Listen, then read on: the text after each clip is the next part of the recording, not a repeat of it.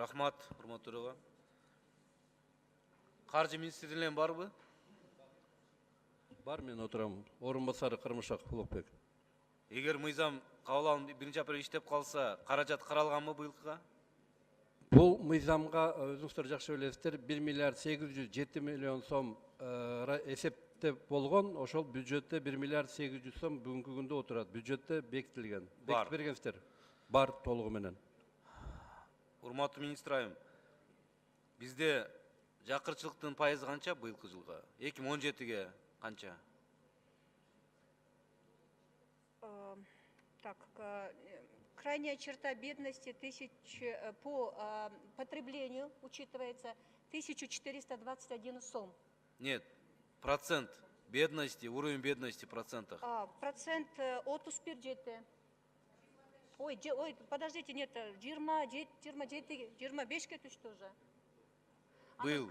Ова, 17-нчи жылдын. Анан предел нижней крайней черты бедности совсем уже азайып баратат да.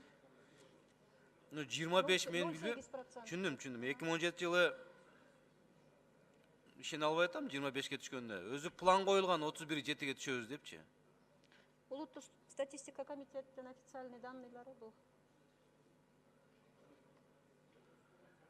Расмий түрдө алайлы. Урматтуу депутаттар, бул жерде биз кече комитетте карадык. Негизинен айланып келип эле мурда иштеп келген мыйзамдын концепциясы калып атат.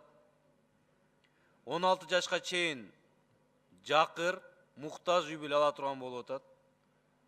Жаңылык мына убагында Дасан Арыспекович көтөргөн сүйүнчү пул боюнча кошулуп атат.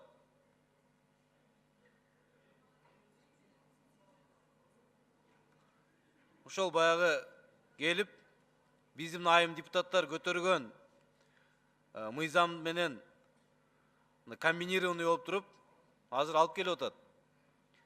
Мындай айтканда Талабек Базаркуловна база ошол эле турабы? Мунга чейин алып келген, пособие алып келгендер канча үй бүлө? 298 детей. Ой, 298 тысяч детей по стране. 92 үй бүлөдө. 92 миң үй бүлө, 298 миң бала. Турабы? Тура. Мен айтайын деген өкмөт өкүлдөрү отурат.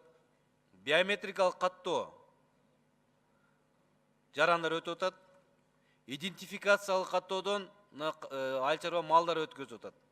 Мына ошолор таасир берип атабы ошол аныктоодо, үй бүлөнүн кирешесин, чыгашасын дегендей.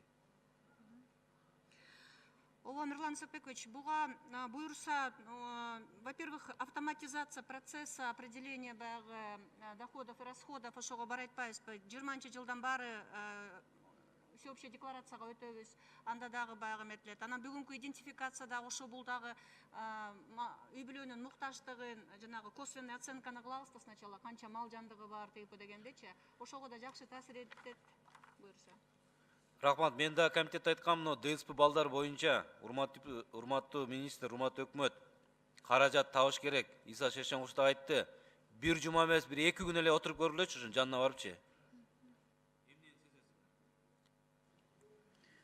Нурлан Сапекович, ошо даже биз бүгүн положениени алып келдик эле, билбейм таратып берилдиби, берилген жокпу.